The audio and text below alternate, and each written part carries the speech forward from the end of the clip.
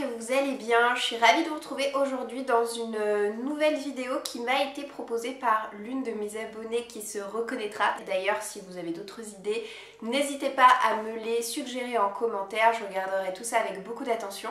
Donc en fait, elle m'a proposé de tourner une vidéo qui en gros s'intitule « S'il ne devait en rester que 15 » et vous présenter 15 livres issus de mes bibliothèques. Si jamais il devait arriver une catastrophe, un incendie ou que sais-je et que je ne pouvais sauver que 15 livres de mes bibliothèques, lesquels est-ce que je choisirais, sur lesquels je jetterais mon dévolu. Alors évidemment c'est un exercice qui n'est pas facile, mais dans cette difficulté elle a été quand même très sympa avec moi, c'est-à-dire que comme elle me l'a fait remarquer, elle aurait très bien pu choisir un chiffre rond et me demander de présenter simplement 10 livres, mais elle m'a dit que à ma place elle serait bien embêtée de répondre à une telle question et elle a élargi le champ des possibles à 15 livres, ce dont je lui en suis infiniment reconnaissante. Lorsque je me suis postée devant mes bibliothèques pour choisir ces livres, avant de vous filmer cette vidéo, je pensais que j'allais passer beaucoup de temps à les sélectionner parce que c'est pas évident quand même, mais j'ai eu la surprise de choisir mes livres avec une rapidité somme toute assez déconcertante. En 3-4 minutes, c'était plié. Donc je vais me faire un plaisir de vous présenter sans plus tarder les 15 titres qui ont retenu mon attention. Si je devais garder que 15 livres de ma bibliothèque, en gros ce serait ces 15 là. Le premier de ces 15 livres, eh bien, contre toute attente, c'est un graphique. J'avais à cœur de choisir un ouvrage graphique et en fait mon choix s'est porté sur une bande dessinée. Vous la connaissez certainement parce que c'est une série qui comporte je crois 4 ou 5 tomes. Combien est-ce qu'il y en a? Il y en a 5 en tout. Et qui est terminée depuis quelques années maintenant. Ce sont les carnets de cerises illustrés par Aurélie Néré et écrits par Joris Chamblin. C'est une série de bandes dessinées pour les enfants, donc je suis pas le public cible et pourtant si je devais sauver un seul de mes ouvrages graphiques, eh bien voilà, je sauverais celui-ci ou l'un des autres tomes de la série, tellement je les aime tous d'amour. Je peux pas dire que j'ai particulièrement une préférence pour l'un ou l'autre, mais c'est sûr que bon bah voilà, je vous ai choisi le premier.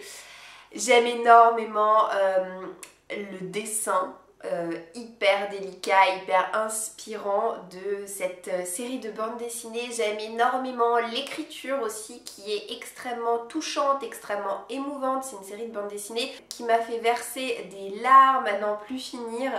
À chaque fois que j'entame un nouveau tome, je me disais oulala, comment est-ce que je vais terminer à la fin de cette histoire-là? Je crois que seul le premier ne m'a pas fait pleurer, il m'a simplement ému, ce qui est déjà pas mal. C'est une superbe pépite et c'est une série de bandes dessinées qui ne risque pas de quitter de sitôt mes bibliothèques.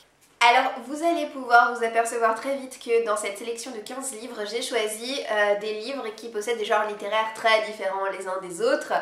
Pourquoi? Bah tout simplement, si vous me connaissez un tant soit peu, vous savez que moi je ne lis pas que du fantastique, je ne lis pas que du contemporain, je ne lis pas que de la romance, je ne lis pas que de la fantaisie, je lis de tout, mais vraiment de tout. Et c'est ça qui fait en sorte que mes bibliothèques soient si riches, je trouve. On y trouve de tout, voilà. Tout dépend de mon état d'esprit, tout dépend de mes envies, mais dès que j'ai envie de quelque chose en particulier, je sais que je peux l'avoir sous la main, et ça c'est absolument merveilleux. Donc évidemment que ma sélection est très éclectique, puisque eh bien, elle va être composée de tous mes livres préférés ou presque, et de tout ce que j'aime lire, c'est-à-dire un peu de tout. Voilà, donc là le deuxième livre que je vous présente dans cette sélection, c'est de la romance historique. J'en lis pas beaucoup, mais j'en lis tout de même, et lorsque j'en lis, bah, je fais de formidables découvertes, et notamment des histoires qui me trottent dans la tête pendant longtemps. Donc là je vous montre le tome 2 de La Ronde des Saisons, écrit par Lisa Kleypas. La Ronde des Saisons, ça a été la toute première série de l'auteur que j'ai eu l'occasion de lire. Et pourquoi ce tome 2? Tout simplement parce que sur les 4 que comporte cette série, ben, c'est vraiment lui que j'ai préféré, avec Lord Westcliff, avec Liliane. Ah là là, j'ai tellement adoré cette histoire. Clairement c'est une formidable histoire d'amour et la plume de Lisa Kleypas est toujours hyper enthousiaste. Elle nous dépeint des caractères qui valent vraiment le détour et pour toutes ces raisons, c'est l'un de mes livres préférés celui-ci, donc il ne pouvait que faire partie de cette sélection. Je vais partir cette fois du côté de l'urban fantasy. Est-ce que vous me sentez venir ou pas? Donc évidemment là je vais vous montrer un volume de la série Charlie Davidson de Darynda Jones. Je veux dire c'est quand même l'une de mes séries d'urban fantasy chouchoute de tous les temps. Là j'ai décidé de vous montrer le tome 7 parce que c'est l'un de mes préférés de la série. Là récemment, l'année dernière, j'ai lu le tome 9, donc j'approche vraiment de la fin de cette série qui comporte 13 tomes en tout. Donc voilà, je crois que le 7 c'est vraiment mon préféré de toute la série et je pouvais juste pas passer à côté dans cette sélection. Je veux dire, si je devais sauver que quelques livres de toutes mes bibliothèques, évidemment qu'il y aurait un tome de Charlie Davidson. Là je vais vous montrer une découverte récente puisque j'ai eu un coup de cœur pour ce livre. En fin d'année dernière, je vous en ai parlé déjà à plusieurs reprises. En plus de ça, j'ai lu le tome 2 il y a pas longtemps et bing nouveau coup de cœur. Mais je vais vous montrer le premier tome, c'est L'Assassin Royal de Robin Hobb. On est dans de la fantaisie pure et dure, de la fantaisie qui prend son temps à se mettre en place. L'intrigue se tricote mais tout doucement. Il y a des complots, des intrigues de cour, plein de menaces, des personnages hyper charismatiques. Tout ce que j'aime retrouver en matière de fantasy, c'est de la fantasy adulte. Donc voilà, l'Assassin Royal fait partie de cette sélection. J'ai aussi choisi d'inclure à cette sélection un livre qui n'a pas été un coup de cœur, mais en fait plus le temps passe et plus je me dis mais si ce livre a été un coup de cœur, tu n'as pas su le reconnaître au moment où tu l'as lu, mais en réalité ce livre a été un coup de cœur. Donc c'est un Sarah McCoy et c'est pas n'importe quel Sarah McCoy, c'est le tout premier que j'ai pu lire de cet auteur, donc c'est Le bruissement du papier et des désirs. J'en ai lu un autre entre temps, j'ai lu son tout premier, Un goût de cannelle et d'espoir, qui m'avait bien plu mais ça m'a pas du tout fait un tel effet. Celui-ci ça a été genre une lecture tellement incroyable, je l'ai adoré et puis c'est vraiment amusant toute l'histoire qu'il y a autour de ce roman parce que vous n'êtes pas sans connaître la série Anne with an E ou plutôt la série littéraire Anne de Green Gables. Et bien Sarah McCoy a lu et a énormément aimé, a été énormément touchée par les livres écrits par Lucy Maud Montgomery dans sa jeunesse et elle a décidé d'inventer une espèce de préquel qui reprendrait la jeunesse de Marilla Cuthbert et c'est ça en fait, elle a inventé la jeunesse de ce personnage que l'on découvre dans cette série et qui est, quand la série commence, une femme d'un certain âge déjà et j'ai lu ce livre sans rien connaître à l'époque de Anne de Green Gables, mais je suis complètement tombée sous le charme et après j'ai découvert la série sur Netflix, alors là ça a été encore un truc de dingue mais voilà, j'ai énormément aimé l'écriture, je l'ai trouvé tellement génial, j'ai été emportée comme rarement par ce livre, j'avais l'impression d'y être, c'était hyper immersif et donc oui, ce livre, je le garderai sans aucun problème et sans aucune hésitation. Et alors justement, comme on en est à parler de ça, peut-être que vous allez me trouver un petit peu perchée, enfin en même temps je suis plus à ça près. Mais voilà, j'ai fait un choix peut-être un peu étonnant de mettre dans cette sélection de livres que je garderai un livre que je n'ai jamais lu. Oh, pari osé, pari osé. Là je vous parlais donc de la série Anne Green Gables et bah justement je choisirais de conserver ce magnifique livre en grande partie pour l'aspect objet livre, hein, je vous le cache pas, qui est sorti aux éditions Toussaint et qui est en fait une nouvelle traduction de l'œuvre de Lucy Maud Montgomery. Donc voilà, comme j'ai pu vous le dire, je n'ai pas lu ce livre, je connais que la série Netflix et c'est tout, mais qui m'a l'air, d'après ce que j'ai pu comprendre, assez fidèle au roman.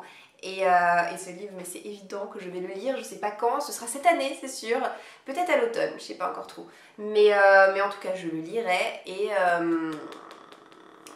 voilà, si je devais faire un choix comme ça drastique dans mes bibliothèques, je choisirais de le garder parce que je suis convaincue, mais convaincue que ce livre va me valoir un magnifique coup de cœur. On n'a pas encore parlé d'Harry Potter, je crois. Eh bien, parlons d'Harry Potter. Je veux dire, j'ai grandi, j'ai été bercée par Harry Potter dans mon enfance. Évidemment que je garderai un tome de Harry Potter. J'aurais pu choisir de garder les 7, mais franchement, sur 15 titres, il m'en restait plus beaucoup après. Et c'était compliqué. Donc je me suis dit, fais un choix, prends ton Harry Potter préféré. Le choix n'a pas été difficile, parce que depuis toujours, mon Harry Potter préféré, c'est le 4. Maintenant, est-ce que je le garderai en français dans la version illustrée par Jim Kay, ou est-ce que je le garderai en VO, donc en anglais, aux éditions Bloomsbury. Moi j'ai l'énorme box qui comporte là les 7 tomes super belles avec des trop belles couvertures, j'adore cette édition, je l'avais eu il y a quelques années en cadeau d'anniversaire. En plus de ça, Harry Potter en anglais, je les ai jamais lus. Donc je sais pas, entre les illustrations de Jim Kay et la version originale, mon cœur balance. Mais évidemment, je garderai le tome 4 d'Harry Potter. Alors je dois vous avouer que je trouve qu'il y a un côté quand même un peu frustrant avec cette vidéo où tu dois sélectionner 15 titres et où du coup, tu peux pas te permettre de sélectionner une série en entier comme j'ai pu vous le dire il y a un instant avec Harry Potter parce qu'après t'as plus assez de place pour caser d'autres livres hyper chouettes qui sont dans tes bibliothèques. Et c'est pour ça que je me suis dit, tu vas quand même choisir une série, voilà, mais une série hyper courte, genre 2 tomes, une duologie, comme ça, pouf pouf, tu les cases, et c'est quand même chouette de pouvoir te dire, je me lance dans un livre, mais j'ai quand même la suite et la fin qui m'attend, parce que sinon, t'es un peu en mode, oui, bon, et la suite, ah bah non, il n'y a pas la suite, il fallait en prendre que 15.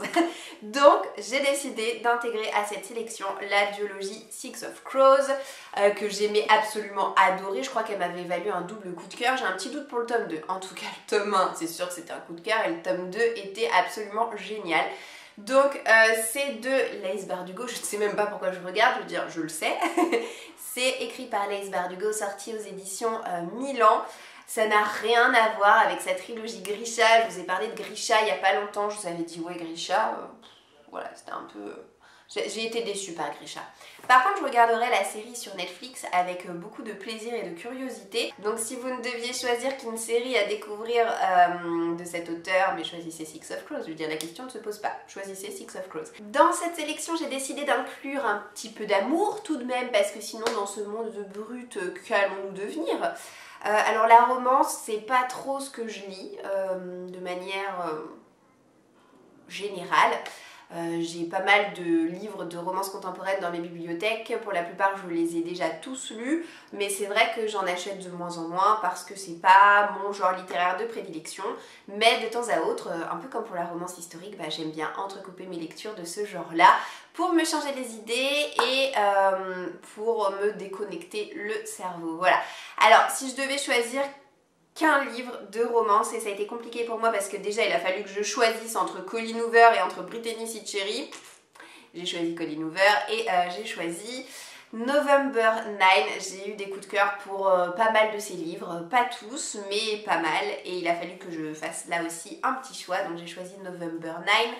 Pourquoi? Parce que j'adore la construction de ce récit où en fait on va suivre 2 personnages, un garçon et une fille, sur plusieurs années et à chaque fois le 9 novembre de chaque année, qui est la date où ils vont se revoir parce qu'ils n'habitent pas tout près l'un l'autre, mais ils ont fait le choix de se revoir tous les ans à cette date-là pour se donner de leurs nouvelles et puis voir un petit peu où en sont leurs sentiments respectifs. Bref, j'ai adoré cette histoire.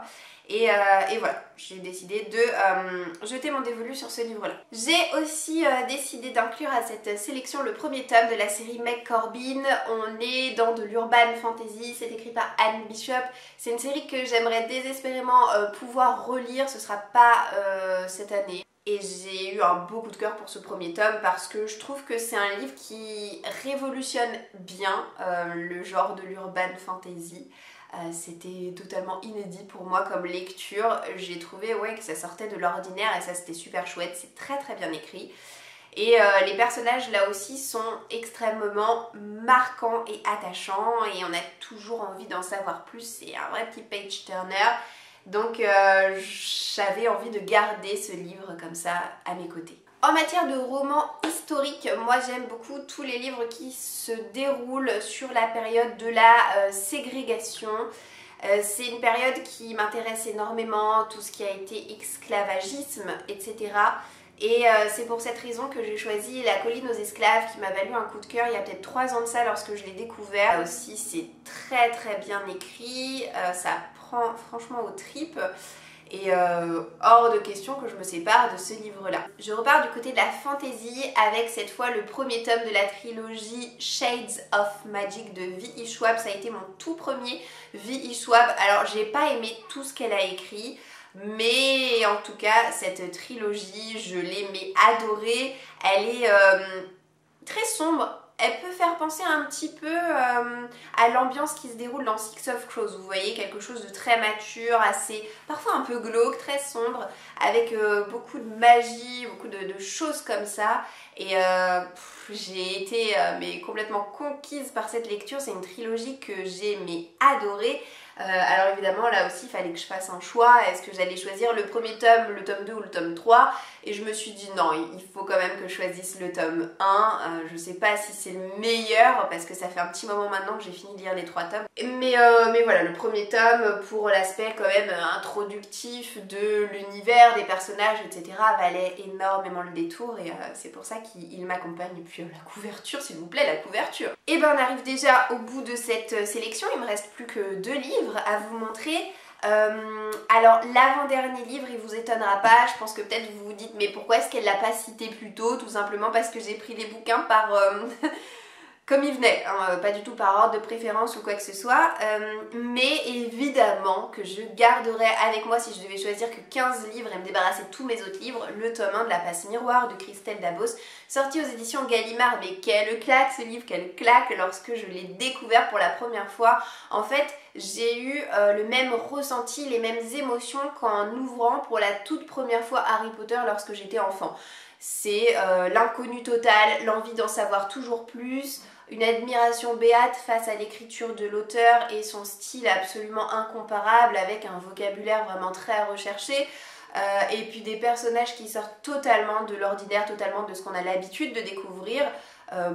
Une grosse claque ce livre, une grosse claque. Alors voilà, bah, comme la plupart des gens je pense, j'ai été déçue par ma lecture du dernier tome. J'ai pas compris ce dernier tome en fait, je l'ai trouvé inutilement complexe, inutilement répétitif et la fin, mais au secours, est-ce qu'on peut la réécrire cette fin ou comment ça se passe? Bref, ce n'est pas le débat.